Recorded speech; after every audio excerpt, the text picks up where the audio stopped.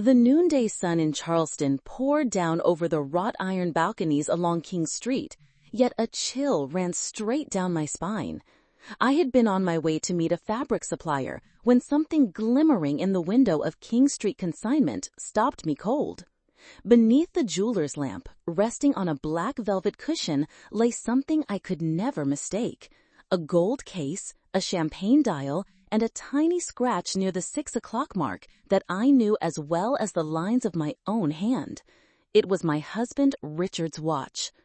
My breath caught in my chest, and then I saw her, Lauren Blake, my son Michael's fiancée, beautiful, radiant. She stood at the counter, smiling with effortless charm as the shop owner inspected the piece. She hadn't noticed me. I pulled back into the shade of an awning across the street, my heart hammering. Impossible! And yet the truth was shining right there before my eyes. By some instinct I couldn't explain, I didn't storm in to confront her.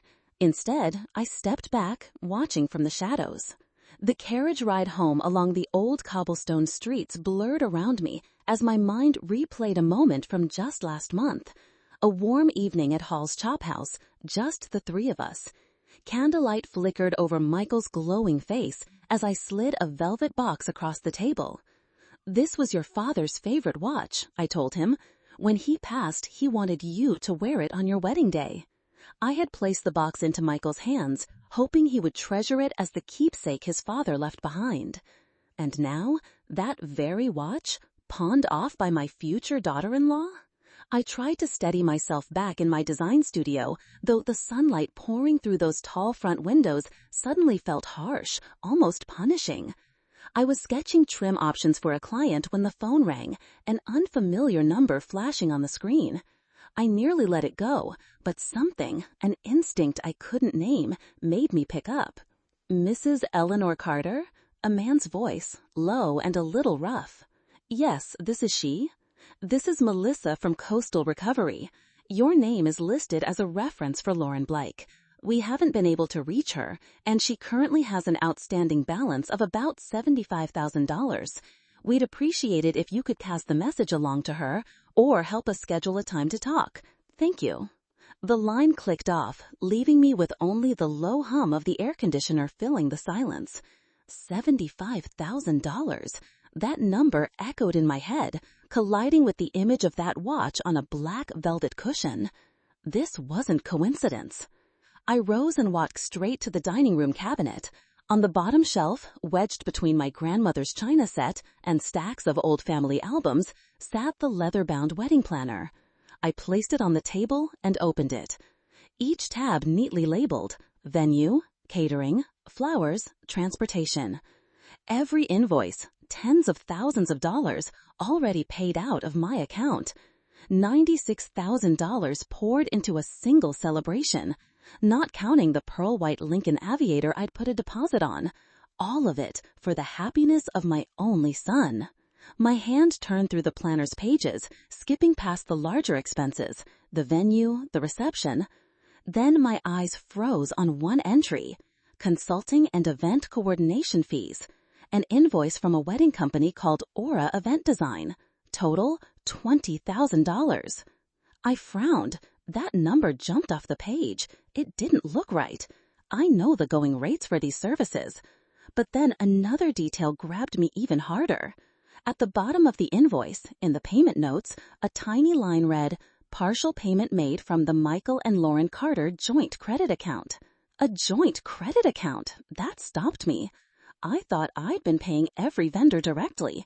Had Michael set up a separate account for this without telling me? Maybe.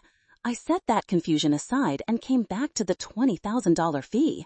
That was what worried me most. My hands shook as I pulled out my phone. Instead of calling Aura Event Design, I dialed Catherine, a longtime friend and one of the most trusted event planners in town. I kept my voice easy, just casually asking about current market rates. Knowing our family was planning a wedding, she happily sent over a sample rate sheet for premium services. Her email arrived. I opened the attachment, my heart skipping. I laid Catherine's pricing next to the invoice Lauren had given me. That $20,000 coordination fee? On Catherine's sheet, it was 10. A big gap. But I tried to find a decent explanation. Maybe this was some kind of special package, I told myself.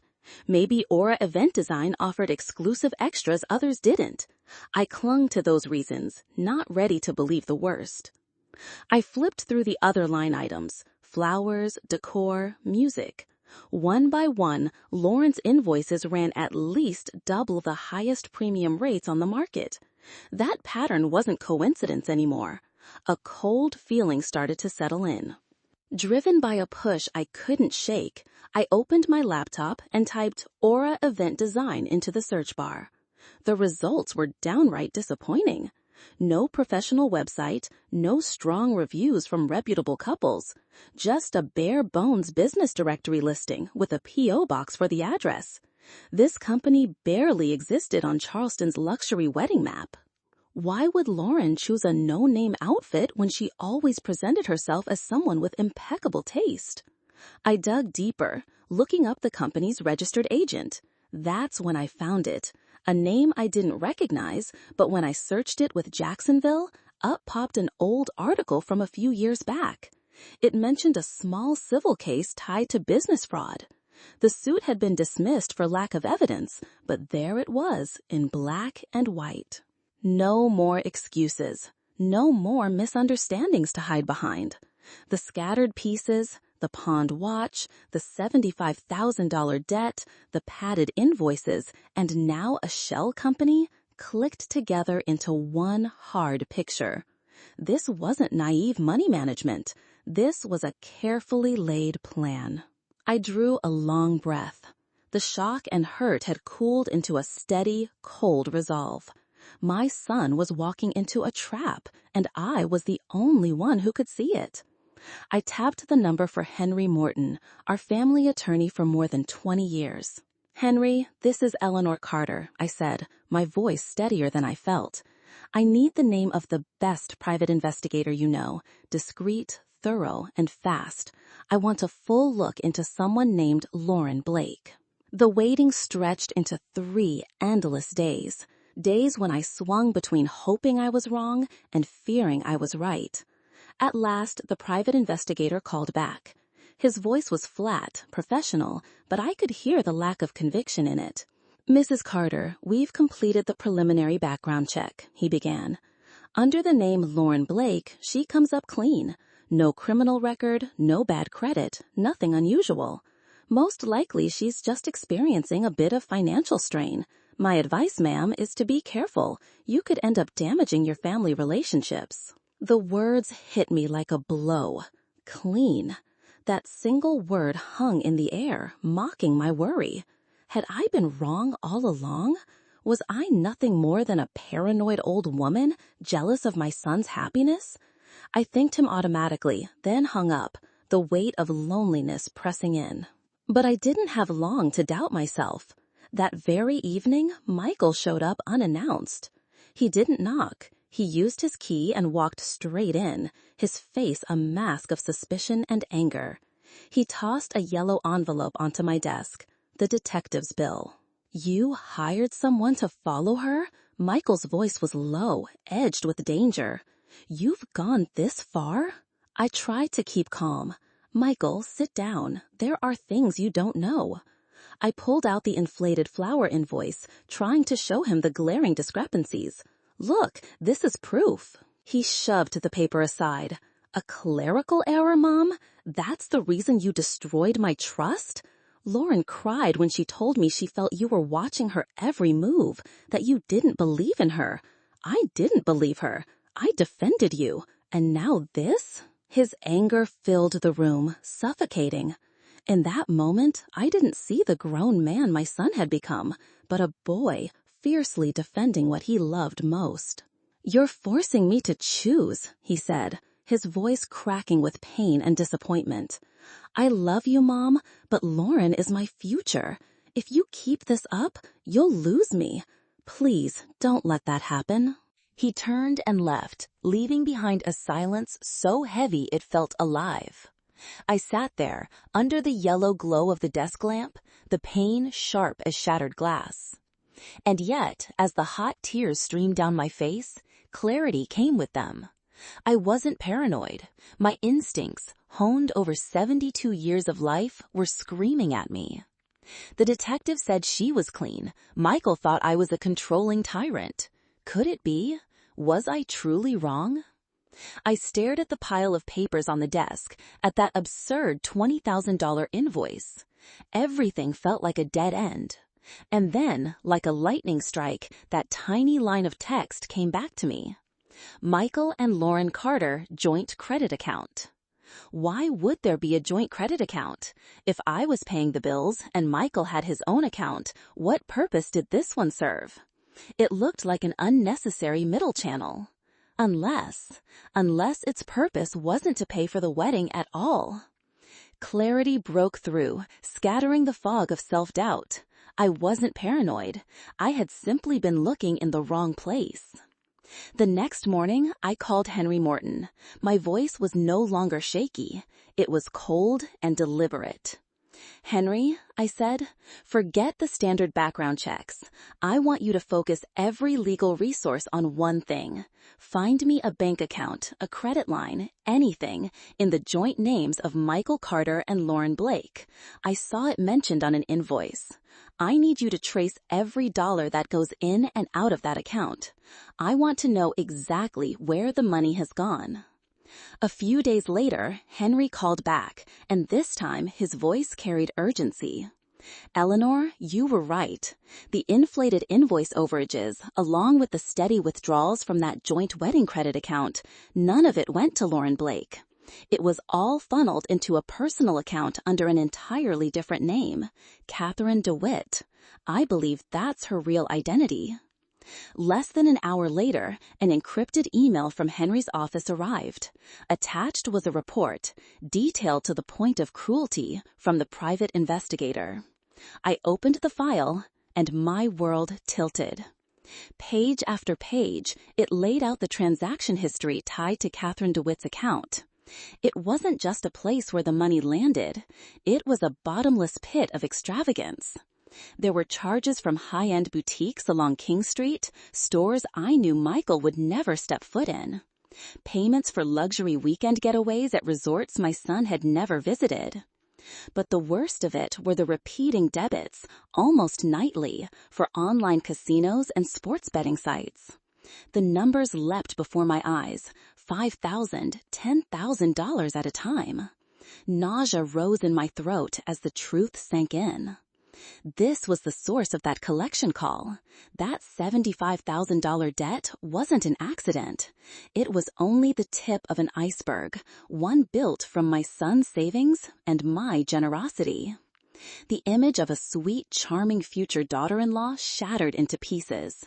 In its place stood the portrait of a stranger, a gambling addict, a cold-blooded predator draining my son's finances dry while smiling at him across the dinner table.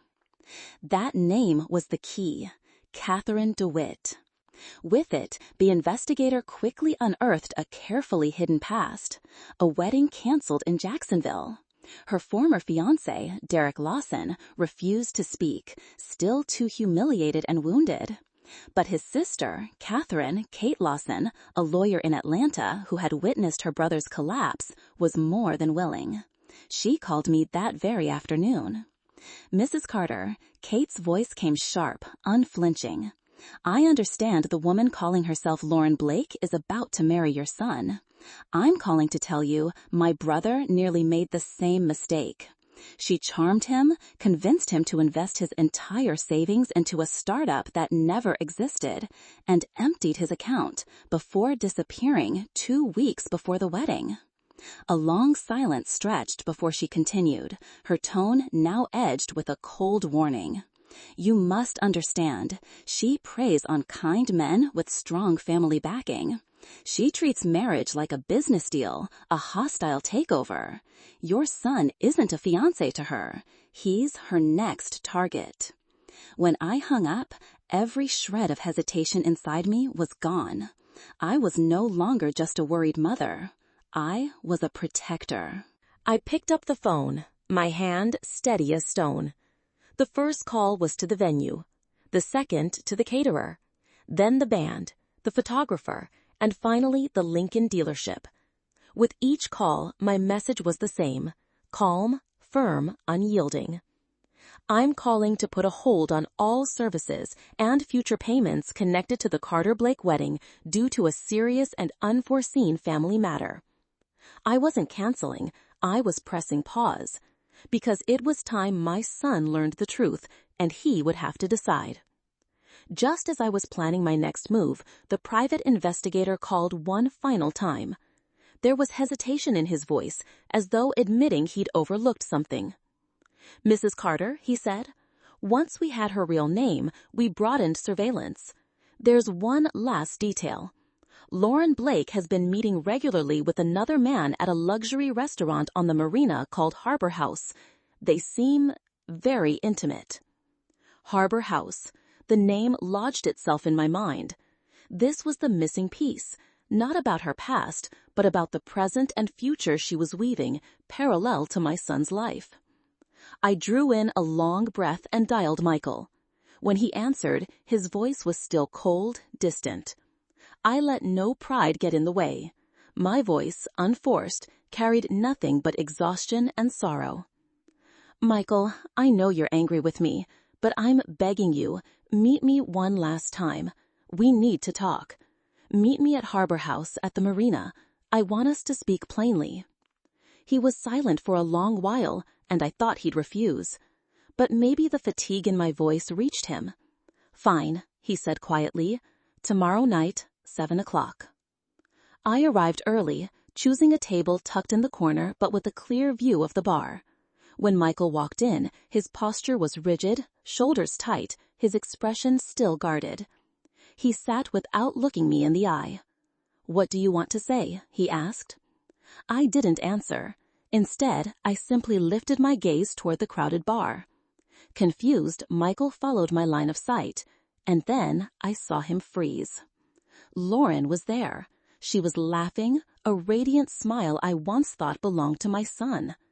Her arm draped over that of an older man, silver-haired, dressed in an expensive suit. Around her neck gleamed a diamond necklace Michael had certainly never seen. And then, as if some cruel magic compelled it, Lauren turned her head. Her eyes locked with ours. The smile drained from her lips. In a single instant, her confidence crumbled, leaving only raw panic behind. Every lie unraveled in that look. Michael said nothing. He simply rose from the table and walked out of the restaurant, leaving me alone with the brutal truth behind. That night, he came to my house.